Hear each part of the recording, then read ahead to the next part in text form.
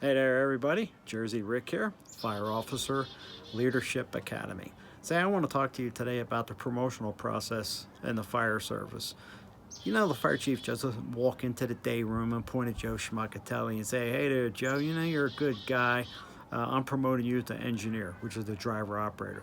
And he doesn't look across the room at Betty and say, "You know what, Betty? I think you've done a good job too, so I'm going to promote you to lieutenant or captain." Say, hey, it just doesn't work that way. There's a process, a lengthy process. Now, when I took the test for both lieutenant and then battalion chief, there were written tests that went along with it, and there was a lot of material to read.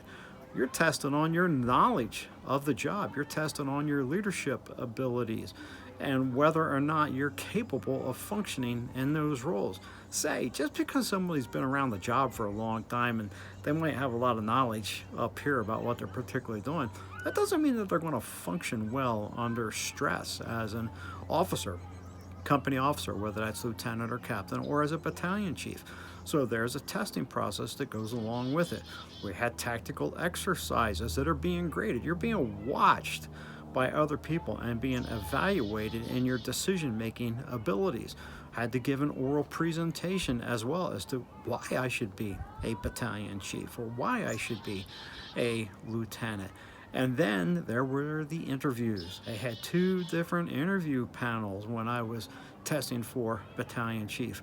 Say, and listen, these aren't just one-on-one interviews, with the fire chief. No, these are panels, involving typically anywhere from 4 to 6 people and asking in-depth questions. And then just because you make it through those, there's no guarantee that you're actually going to get promoted. The first time I took the battalion chief's test, I didn't get it.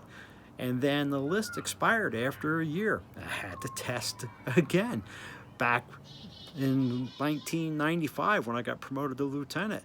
That wasn't the first time I took the test. That was my second time taking the test.